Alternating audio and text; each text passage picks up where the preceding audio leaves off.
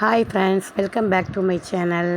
நம்ம இந்த வீடியோவில் என்ன பார்க்குறோம் அப்படின்னா, ஒரு புளி இல்லாத குழம்பு தான் பார்க்குறோம். இதை புளி இல்லா கறி அப்படின்னு சொல்லுவாங்க. டெய்லி சாம்பார், புளிக்குழம்பு அதேமாரி வச்சு என்ன குழம்பு வைக்கிறது அப்படின்னு ஒரு டென்ஷனாக இருக்கிற டயத்தில் இது சிம்பிளாக செய்யக்கூடிய ஒரு ஈஸியான ரெசிபி தான். இதுக்கு வந்து ஒரு மீடியம் சைஸு பெரிய வெங்காயத்தை கட் பண்ணி எண்ணெயில் வந்து வதக்கி விட்டுட்டு, அதுக்கப்புறம் இதுக்கு வந்து இஞ்சி பூண்டு பேஸ்ட்லாம் போட்டால் நல்லா இருக்காது. பூண்டை வந்து தட்டி போடணும். அந்தமாதிரி தட்டி போட்டால் தான் டேஸ்ட்டு கொடுக்கும். அதுக்கப்புறம் ஒரு மீடியம் சைஸ் தக்காளியை வந்து சின்ன பீஸாக கட் பண்ணி அதையும் சேர்த்துக்கணும். கருவேப்பிலையும் சேர்த்துக்கணும். இதுக்கு நம்ம புளி சேர்க்க போகிறது கிடையாது, நம்ம தக்காளியோட புளி தான்.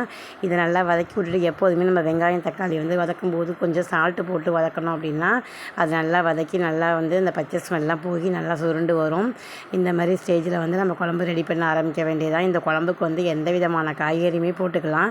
எப்போதுமே வீக்கெண்டில் வந்து பேலன்ஸு இந்த காய்கறி எல்லாத்துலேயும் ஒன்று ஒன்று இருந்துச்சு அப்படின்னா எல்லாத்தையும் போட்டு கலப்பு காய்கறியாகவும் இந்த குழம்பு வைக்கலாம். நான் வீட்டில் அரைச்ச குழம்பு மிளகாத்தூள் தான் ஒரு 3 ஸ்பூன் அளவுக்கு எடுத்துக்கிட்டேன்.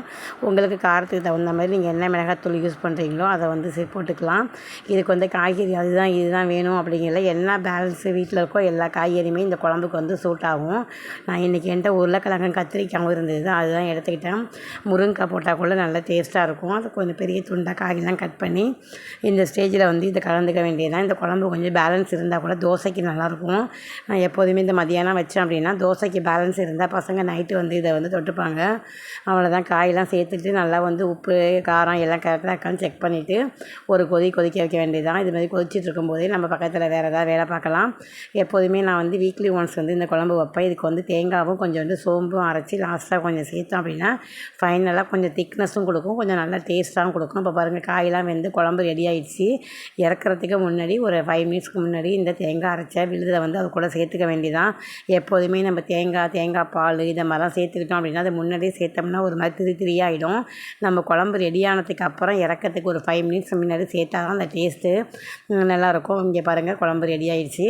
இது வந்து சாதம், ரைஸு எல்லா மாதிரி சப்பாத்தி, தோசை எது கூட வேணாலும் மேட்ச் பண்ணிக்கலாம். இதுக்கு வந்து நான் இன்றைக்கி வாழைக்காய் தான் ஃப்ரை பண்ணியிருக்கேன். இதுக்கு வந்து வத்தல், அப்பளம் அது கூட வந்து சூட் ஆகும். வீடியோ பிடிச்சிருந்தால் லைக் பண்ணுங்கள், சப்ஸ்கிரைப் பண்ணுங்கள். நிறைய பேர் சப்ஸ்கிரைப் பண்ணியிருக்கீங்க. பண்ண அனைவருக்குமே வந்து ரொம்ப நன்றி. தேங்க்யூ.